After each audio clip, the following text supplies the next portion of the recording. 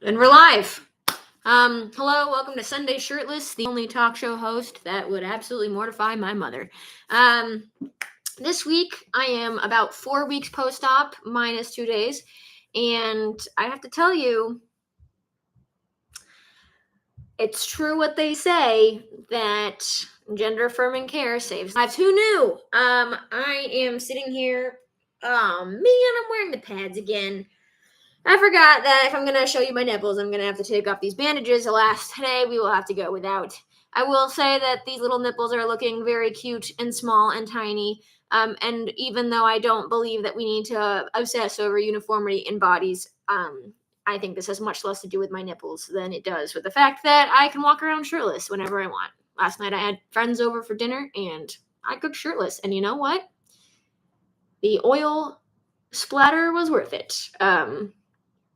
I'm enjoying this sense of boyishness that I'm bringing into this world at this moment. I guess what I wanted to reflect on this week is something that has been coming out of my mouth a lot. And now it's going to come out of my mouth again.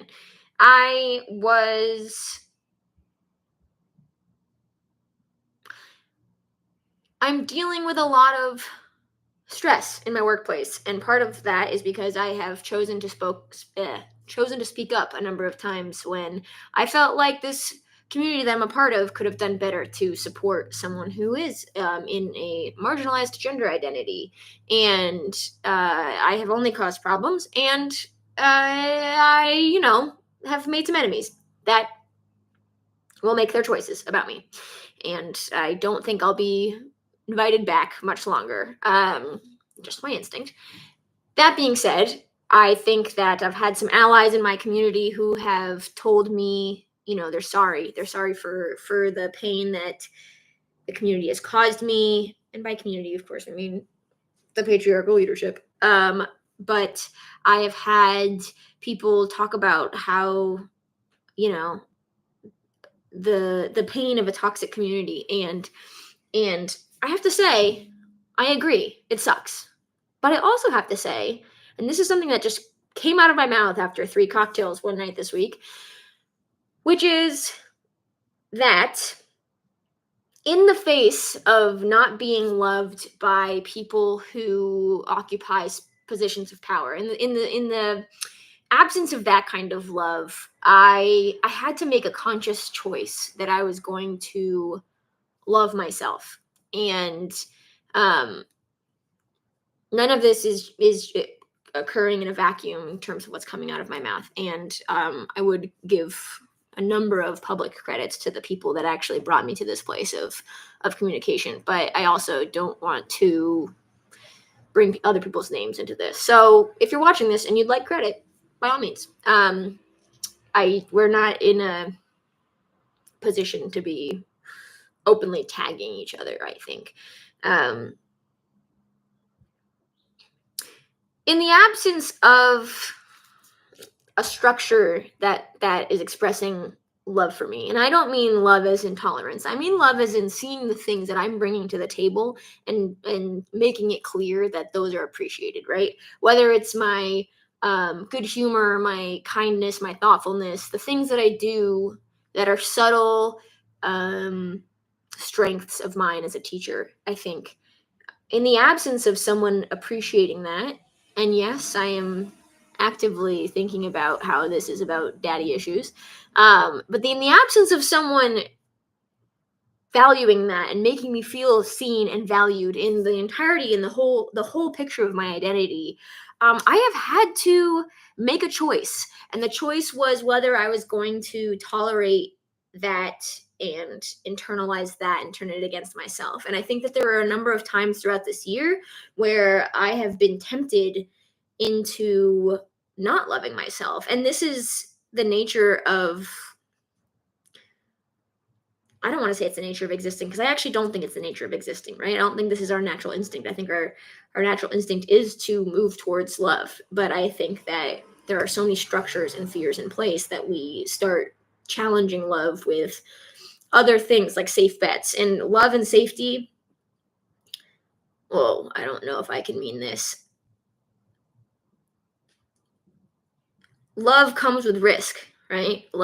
Safety feels safer when it's with love, but one cannot love without risk. And part of what you will risk in love is that one day you will have your heart broken. And I don't mean that, oh, inevitably someone will break up with you, though. I have seen that. But I do mean that if you are going to invest in someone, a little piece of your heart is going to exist outside of your body. And I don't mean like a horcrux, although I'm seeing how they are similar analogies, but that the more you do give your love away, the more places where perhaps your love may be threatened, and that's hard. However, I have found this year that even as I have wanted to recoil, I have thought about, I don't know if you heard that, but that was the cutest little snore from my dog. It's just insane. The Especially for gender queerness, right? And this is a very particular social identity that has its analogs. It has its paradigms that we could probably decipher from other marginalized identities. But I can really only say that I'm an expert. Well, I'm not even an expert. I can only say that I know a lot about this particular identity. We live in a world that constantly tells us that transness is not real. And yes, there are people that say, yes, transness, it's okay. But there are the very existence of gendered norms,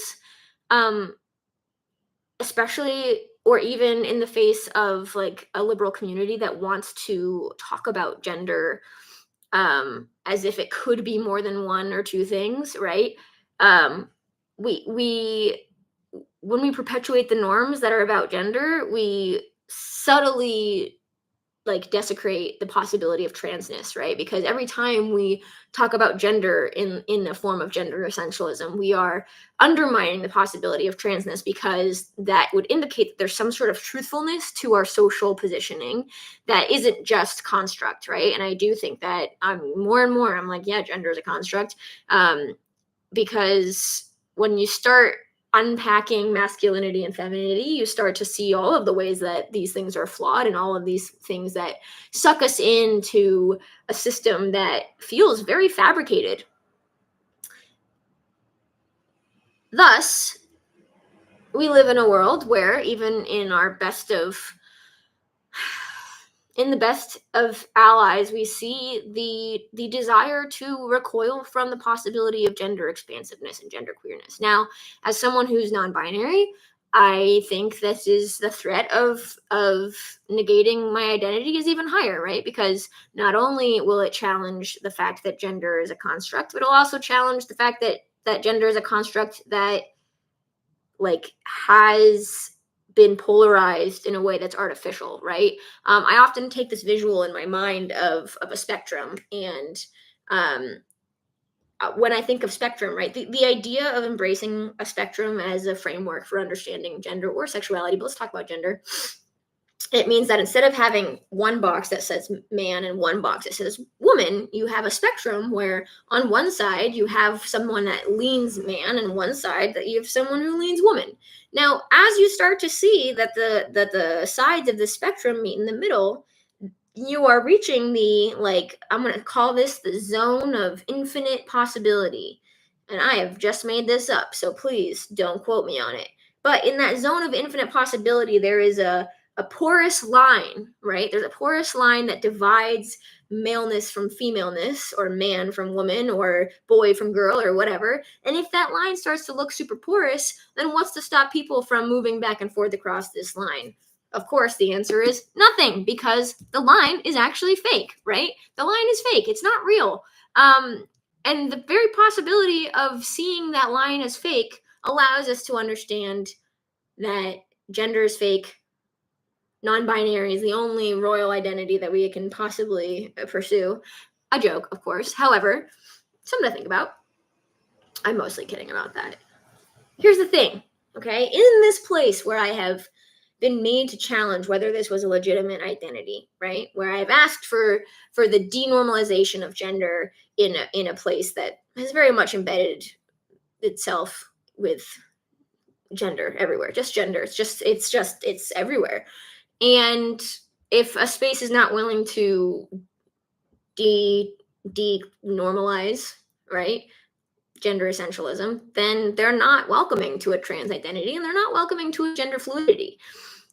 I have been tested with my own faith in myself because I have thought, am I being too the risks of going live? Am I being too needy? Am I being too nitpicky? Am I asking for too much? And is my request something that is more of petulance than it is of needing to help myself survive?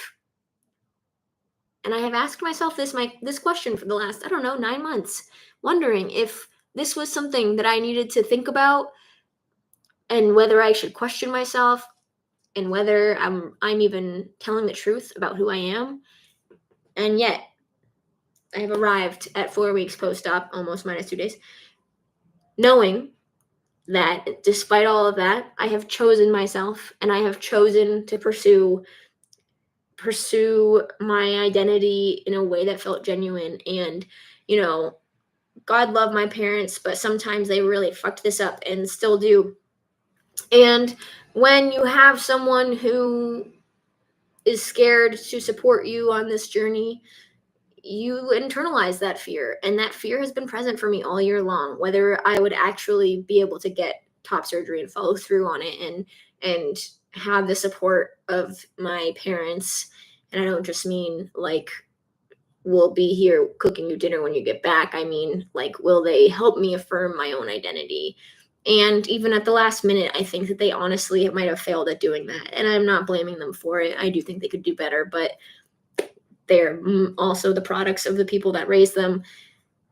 And so when I think of this year and all of its challenges, I can't help but think that actually this may just be the year that I have loved myself the most, because it has been so painful, right? And I have learned to be there for myself in a way that I never have before, right? I really haven't. I have cowered away from conflict. I have cowered away from speaking up. It's not to say that I haven't spoken up, right?